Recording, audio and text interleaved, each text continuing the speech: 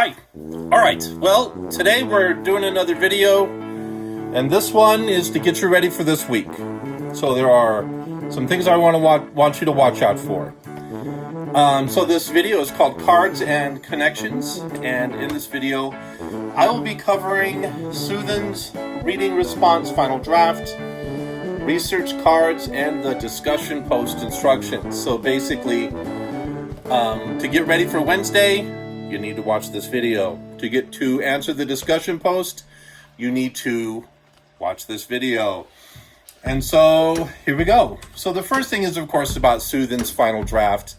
Now this is just a reading response. It's a short, easy assignment. I already did a video about it. So go watch that video if you haven't done it yet, and then make sure you get that final draft done tonight. If you've not done the rough draft or the peer review, get those done as soon as you can. Pretty much everybody who's already turned in the final draft, the first draft and the final draft, I've paired with people, the rough draft, just the rough draft. Sorry about that. People who've turned in the rough draft, I've already paired up with people who need to do peer reviews, and many of you have already done the peer reviews. In fact, 3 folks have already turned in the final draft, so not a problem.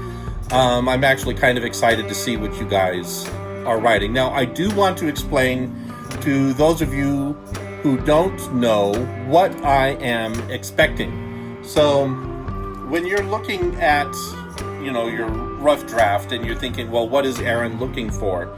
Now, you've watched that other video, so you have to go back and watch that video about how to do this assignment. And then when you're looking at it, this is actually the little thing I use on my iPad to grade your assignment. So it's like a little rubric. It's a mini rubric. This is what I'm looking for. So is it on time? Now right here, the student I'm grading right here, you can see they didn't turn it in on time, and so I didn't give them a point. But keep in mind, that point is extra credit if they turned it in on time. If they don't turn it in on time, then they just get regular credit. So the next thing is, was the works cited page reasonably correct? That's all I'm looking for, is reasonably correct. If you watch that other video, you will see where I pretty much give you the answer I'm looking for. I want to see if you guys can use those instructions as the basic model for your rough draft. And next, I want to make sure you can do a hanging indent. In that video, I show you how to do a hanging indent, and I show you how to indent the page. They're different. Pay attention. And then next, make sure it's bolded. Last, it's got to be 150 words. Now, approximately 150 words. Some of you guys got it dead on, which was brilliant. Some of you guys were varying, 10 words or so. No big deal. Those of you who varied more than, say, 20 words, I only gave partial credit to. Those of you guys who varied a lot, like more than 50 words, I didn't give any credit to at all. So some of you wrote very short summaries, and some of you wrote really long summaries. If you wrote really short ones or too long, I didn't give you credit. And the next thing, it's got to be a summary. Don't write me a mini essay. I don't want to see a mini essay. I want to see a summary, okay? Next, you have to deal with the aspect of effective altruism.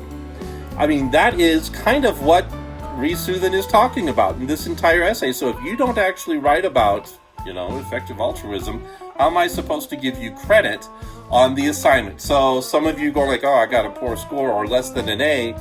Oh, but I didn't write about effective altruism. I see what's going on.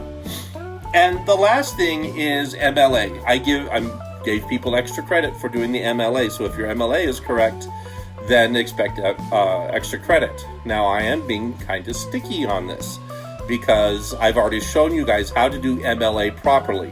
So make sure and you look again at how to do MLA properly, and then go in and just do it.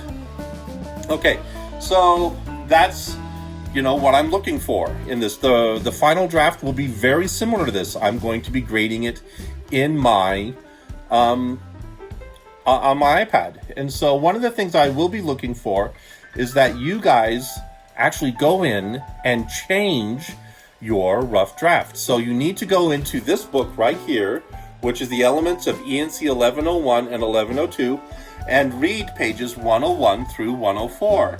and then you'll see what I'm talking about when I say I want to see a local revision. Okay, so local revision. So right here it says, for the final draft, I'll be looking for a 20% local revision. Your final draft and rough draft must be different. They cannot be the same. All right? Okay, so that's that. Now, starting this week, we're going to start doing an exercise this week. I'll show you how to do it on Wednesday. But we're going to start doing research cards. Now, some of you guys are going to want to get started on it immediately. So I'm going to give a brief overview of what has to happen, okay? But starting this week and going on to the end of the semester, we're going to be using research cards to work on the brainstorming process of the major papers, not the small ones. So you don't have to worry about doing this for today's paper. What you will need is a stack of 5x7 cards. 3x5 cards are just too small. So, one second, let me show you what I'm talking about. They need to be bigger cards. See, like this.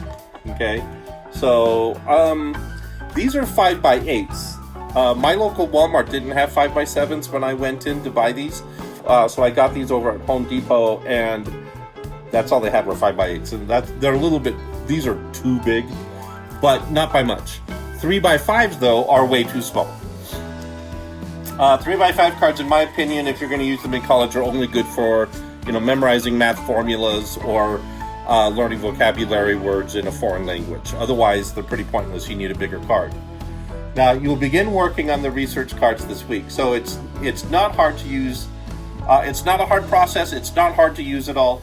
And the advantage is that the cards will help your paper be organized. Okay? So what I'm looking for is this. This is a brief overview. These are cards I actually did for a paper I wrote 2 semesters ago. And so research cards need to show your quote, 3 keywords, the context, the analysis, and where you might use it, and where you got it from. So if you're looking at these research cards, in the very middle, on the one on the top right there, it shows the quote. So in the quote here it says, the flaunting of firearms is an attempt by reactionary whites to assert their position atop America's racial hierarchy. So that's the quote. And then on the side, you see on the left side of the card, I'm showing 3 keywords. You guys need to keep track of your keywords. And the keywords here are firearms, whites, and what was it to say here? Oh, excuse me, position. I probably would change that now to station, but that's okay. So position is the word I used. And then up on the top, in the top right-hand corner, it shows where I would use this in the paper, which was the support paragraphs. And then on the bottom, on the edge, the right edge, is the name, just a short abbreviation for the paper that I got this from. So I wrote here, let's see, Crooked Media. So the article was Crooked Media and then Guns. That's not the full name of the article, but that's just an abbreviation. When I'm looking at my annotated bibliography, I was able to find the exact article. And then on the other side, on the back side, so you see that in the bottom card right there, there are 2 parts. The top part is the context of the quote. So I have 1 sentence there that is the context of the quote. So in that right there, I say, in protests and counter-protests, white supremacists or fearful whites have been brandishing firearms. And, this is based on research that was done like 3 years ago. So like in this summer when we saw white supremacists out protesting Black Lives Matter, and they were showing up with their AR-15s, well, guess what? They've been doing that for a long time. It's not a new thing. It's just the popular media, has finally started noticing it. And then the analysis of the quote is that showing firearms by confrontational whites is their method to show their positional status in America's power structure. So that's the analysis of that quote. And so that's how you set up a research card. Now, we will be going over this in class carefully, okay? So I want you guys to be prepared to do it. So make sure that you have, 5x7 cards. Not 3x7, not 3x5, 5x7 cards. Okay, be prepared to work on this in class on Wednesday.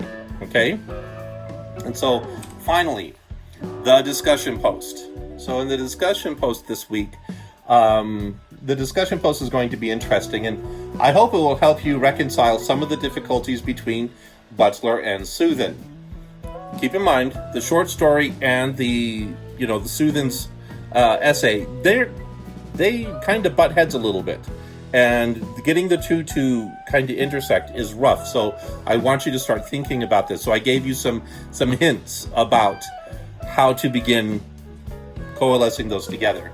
So first, I want you to determine if Reith Soothin agrees or disagrees with the concept of effective altruism and why. Here's the trick. He's not direct. Okay? So you have to read carefully about his answer. Does he agree or disagree with effective altruism? Next, determine what the power relationships in Butler's Bloodchild represent. So look at the power relationships, figure out for yourself what they represent. Okay? And write a paragraph explaining the connection between Soothin's opinion about effective altruism and how this applies to Butler's short story. So you need to identify a connection between Reith Soothin and Octavia Butler. Now, this is where writing becomes interesting. This right here, this little exercise. One of the best things about academic writing is that the writing part of it actually will get your brain trying to draw those difficult conclusions. So start writing it. I'm not looking for you to be right or wrong. I'm interested in you attempting to do this exercise. That's what I'm interested in. Okay, and then after you've done that, write 2 responses to your classmates. Now, some of you guys are forgetting to do the 2 responses to your classmates. When you do that, you only get half credit. Now, of course, you can come back later on and add some responses. I don't mind. But the trick is you should do them immediately. Now, I'm not going to grade this until Friday this week. So you have plenty of time to write your paragraph and to also, respond to your peers. Now, keep in mind, I do give extra credit if you do it on time. If you don't do it on time, you don't get the extra credit. So that's how that goes. Like I said, I do not expect perfection, but I do want to see the beginning of an argument. I want you to start making that connection. And remember, you've got to be able to explain this to your mom, about how these 2 essays work together. Well, essay and a short story. Oh, crap, I forgot something. Crap. Really important. I forgot something. Here's the thing I forgot. Starting Monday, today, when you're watching this video, we are doing our consultations. I'm sorry.